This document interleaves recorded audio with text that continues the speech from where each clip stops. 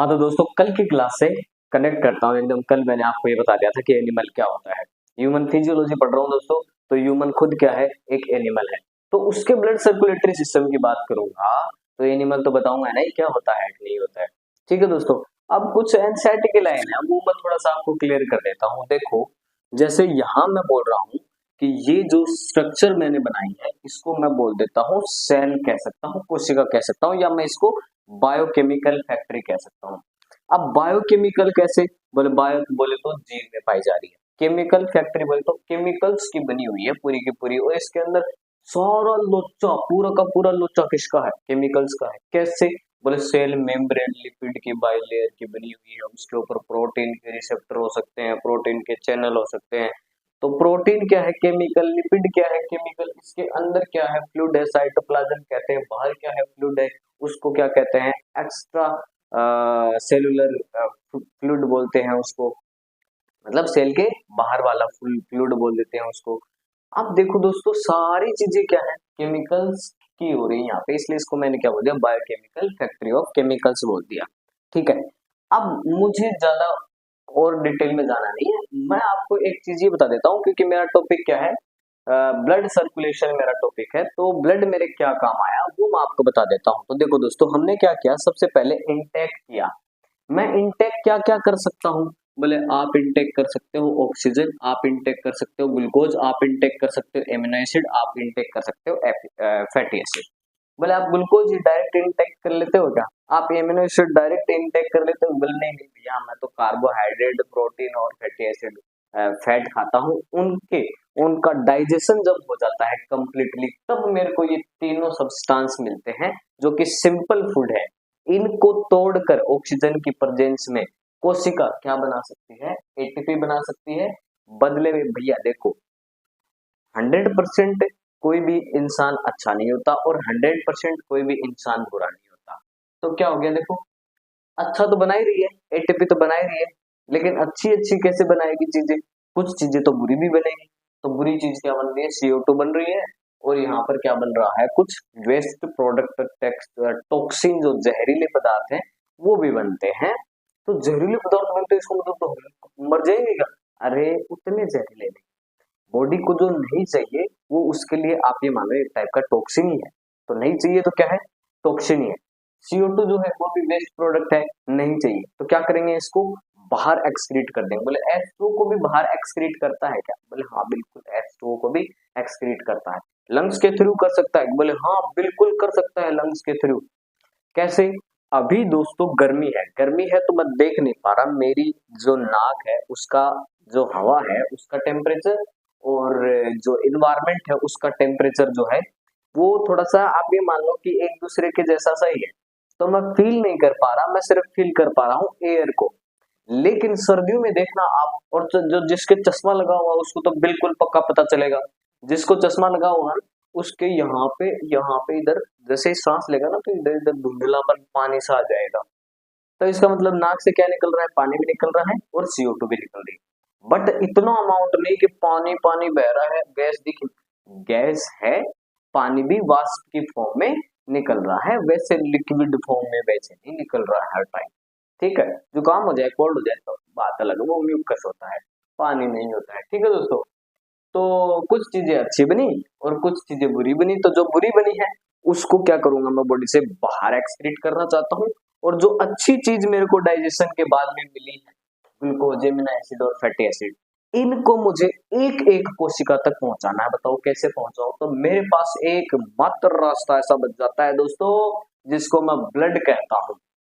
तो blood circulatory system में blood नहीं पढ़ा तो क्या पढ़ा, इसीलिए तो ब्लड पढ़ा रहा हूँ, क्योंकि ब्लड का यही तो काम है कि ये जो फैक्ट्री है ना इस फैक्ट्री तक माल को पहुंचाना, और फिर इस फैक्ट्री के अंदर अगर कोई खराब माल बन रहा है तो उस खराब माल को फिर से बाहर की तरफ फेंक के आना ताकि फैक्ट्री की क्लीनिंग बनी रहे, है कि नहीं।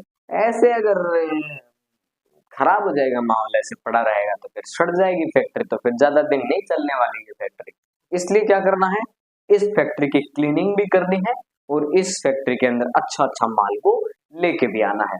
तो दोस्तों ये वाला जो काम है वो किसका है, ब्लड का काम है, ब्लड सर्कुलेटरी सिस्टम का काम है। अब मेरे पास एक वर्ड आ जाता है दोस्तों, क्या बोले कि आप इसको ब्लड सर्कुलेटरी सिस्टम कहते हो।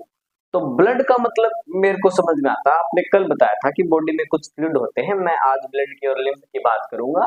तो ब्लड तो हमें समझ में आता है, सर्कुलेटरी का भी समझ में आता है। सर्कुलेटर का मतलब होता है, सर्कुलेटरी का मतलब होता है ट्रांसपोर्ट करना, साइकिल बन जाना, इधर से इधर जाना, इधर से इधर जाना। बोले तो हार्ट से बॉडी ऑर्गन्स तक जाना और बॉडी ऑर्गन से हार्ट तक आना, ये सर्कुलेशन है मेरे दोस्तों। लेकिन सिस्टम जो वर्ड है उसका क्या मतलब है? सिस्टम पे सिस्टम, अरे ये मतलब नहीं है भाई, ये मतलब नहीं है इसका। सिस्टम का मतलब देखो दोस्तों, बायोलॉजी में बताता हूँ मैं आपको। वैसे तो सिस्टम का अलग मतलब होता है, तो बायोलॉजी में क्या मतलब है इसका? बायोलॉजी में मतलब है कि भैया बहुत सारी कोशिकाएं आपस में मिलकर बनाती है टिश्यू, और बहुत सारे टिश्यूज आपस में मिलकर क्या बनाते हैं? ऑर्गन्स, और बहुत सारे ऑर्गन्स आपस में मिलकर क्या बनाते हैं? Organ system. तो इसका मतलब मैं इसको अगर ब्लड सर्कुलेटरी सिस्टम कहता हूं, तो ब्लड सर्कुलेशन में कई सारे ऑर्गन आपस में मिले हुए हैं। बोले हाँ, कई सारे ऑर्गन क्या आ गया? बोले हार्ट आ गया, ब्लड खुद आ गया। और ब्लड, बोले ब्लड एक ऑर्गन है? बोले बिल्कुल भाई साहब, ब्लड के अंदर बहुत सारी कोशिकाएं हैं। ब्लड एक कनेक्टिव टिश्यू है, fluid connective tissue, specialized connective tissue है। फ्लूइड कनेक्टिव टिश्यू होता है ब्लड, ठीक है। तो ब्लड भी शामिल है इस सिस्टम के अंदर। इस सिस्टम के अंदर ब्लड वेसल्स, आर्टरी और वेन, सिरा और धमनी शामिल है। इसके अंदर हार्ट तो शामिल है ही है। तो ये भी एक सिस्टम है भैया। अब देखो दोस्तों, ये जो सिस्टम है ये बहुत सारे टाइप का हो सकता है। बोले बहुत सारे टाइप का कैसे? एक एक करके पढ़ाएंगे आपको, लेकिन बस मैं आपको यहाँ पर आज तो मैं आपको दो टर्म्स जो है क्लियर कर देता हूँ। क्या, कैसे?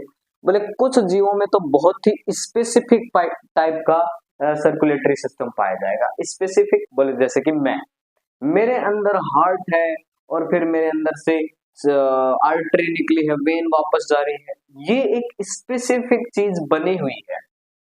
और ये किसमें पाया जाता है? कॉम्प्लेक्स एनिमल, या मैं इनको कह सकता हूँ हायर एनिमल। कॉम्प्लेक्स एनिमल बोले तो हायर एनिमल, हायर एनिमल बोले तो उच्च कोटि के जो अच्छे जो विकसित एनिमल है उनकी बात कर रहा हूँ। तो मैं ये हूं, इसलिए मेरे पास क्या है? स्पेसिफिक ब्लड सर्कुलेटरी सिस्टम है। और ब्लड सर्कुलेटरी सिस्टम में जो फ्लूइड है वो कॉमनली कौन कौन है? ब्लड और लिम्फ ही है। हायर एनिमल में ये मैंने आपको कल भी बताया था। तो क्या सब में ऐसा पाया जाएगा? पूरी धरती पर जितने भी जीव पाए जा रहे हैं क्या सब में ऐसा है? बोले ना भाई ना, सब में ऐसा नहीं है। कुछ जो जीव है वो केवल कोशिकाओं के ही बने हैं, उसके अंदर सिस्टम कैसे बन जाएगा? भैया सिस्टम बनाने के लिए कुछ तो चाहिए ना। तो सिस्टम कैसे बनेगा? सिस्टम जब उनके पास पूरी तरीके से उन कोशिकाओं से टिश्यू बना ही नहीं है तो कैसे बन जाएगा बताओ? और बोले टिश्यू के बाद में ऑर्गन ही नहीं बने, तो ऑर्गन नहीं बने तो फिर ऑर्गन सिस्टम कैसे बन जाएगा? तो बहुत सारे जीव हैं जिनके पास स्पेसिफिक ब्लड सर्कुलेटरी सिस्टम नहीं पाया जाता है। जैसे कि दोस्तों मैं बात कर लेता हूं इसकी पोरीफेरा फाइलम की बात कर लेता हूं। पोरीफेरा में स्पंजेज आते हैं, साइकोन भी आता है, साइफा भी आता है। उसकी बात मैं डाइवर्सिटी में करूंगा, लेकिन मैं मेनली स्पंज की बात कर लेता हूं। मतलब पोरीफेरा क्या चीज है, मैं जब आपको ये जो क्लासिफिकेशन पढ़ाऊंगा ना तब बताऊंगा। एक फाइलम है पोरीफेरा, फिर पोरीफेरा से आगे चलते रहते हो आप, सिलेंट्रेटा, टेनोफोरा, और फिर कोर्डेटा तक। कोर्डेटा में लास्ट में मेलिया तक, मतलब हम तक चल जाते हो। तो हम सबसे ज्यादा विकसित है। तो मतलब मैं ये कहना चाह रहा हूँ कि कम विकसित से अधिक विकसित की तरफ जाते हैं, तो लास्ट में अधिक विकसित हम ही आते हैं, ठीक है। तो ये मैं ये बोल रहा हूँ कि ये सबसे पहले आता है, तो ये कम विकसित है, हमसे तो बहुत ज्यादा कम विकसित है, ठीक है। अब ये देखो दोस्तों, ये क्या है? H2O है, ये पानी है। इस पानी के अंदर घुले ऑक्सीजन भी है और इस पानी के अंदर न्यूट्रिएंट्स भी हैं। न्यूट्रिएंट्स बोले देखो भैया बहुत सारी खाने पीने की चीजें हैं, यहाँ पर कुछ खाना पीना रखा हुआ है। अब ये पानी की धारा के साथ इन छिद्र से होकर के अंदर आ जाएगा। कौन कौन? ऑक्सीजन आ जाएगा और न्यूट्रिएशन आ जाएगा अंदर। ये जो छिद्र हैं, इन छिद्र का नाम क्या है? ओस्टिया। और एक बड़ा छिद्र है, इसका नाम क्या है? ओस्कुलम, तो ये ऊपर की तरफ प्रेजेंट है। पोरिफेरा की बात कर रहा हूँ, पोरिफेरा में स्पंजेस की बात कर रहा हूँ। बहुत सारे छिद्र ओस्टिया, एक बड़ा छिद्र ओस्कुलम। ओस्टिया बहुत सारे हैं तो छोटे छोटे हैं। यहां से पानी घुस गया अंदर बॉडी के अंदर, क्या क्या लेकर, ऑक्सीजन और न्यूट्रिएंट्स लेकर के। अब इन न्यूट्रिएंट्स का क्या होगा, पाचन किया जाएगा, और पाचन के बाद में जो खराब मटेरियल होगा उसको इस ओस्कुलम के थ्रू क्या कर दिया जाएगा, एक्सक्रीट कर दिया जाएगा। तो मतलब इनटेक कहां से हुआ, ओस्टिया से, और एक्सक्रीट कहां से हुआ, ओस्कुलम से। तो इसके पास कोई बहुत ज्यादा स्पेसिफिक ब्लड सर्कुलेटरी सिस्टम नहीं है, ये पानी की धारा के साथ आया और पानी की धारा के साथ ही बाहर निकल गया, बस ये ऐसे अपना काम चला रहा है, कैसे कैसे जिंदगी गुजार रहा है अपनी यार। ऐसे ही दोस्तों सिलेंट्रेट्स, सिलेंट्रेटा में क्या आएगा, हाइड्रा का एग्जांपल ले लेता हूं मैं। ये मैंने जो डायग्राम बनाया है ये हाइड्रा का है, और वो बिल्कुल सेम बात है।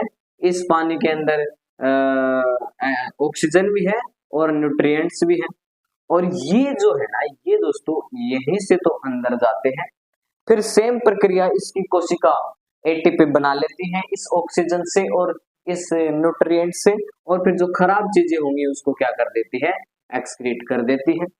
तो इसमें एक ही जगह से गया और एक ही जगह से आया, ये हाइड्रा का सिस्टम है। और गया किसके माध्यम से, पानी के माध्यम से गया, मतलब पानी अंदर गया और पानी बाहर आ गया।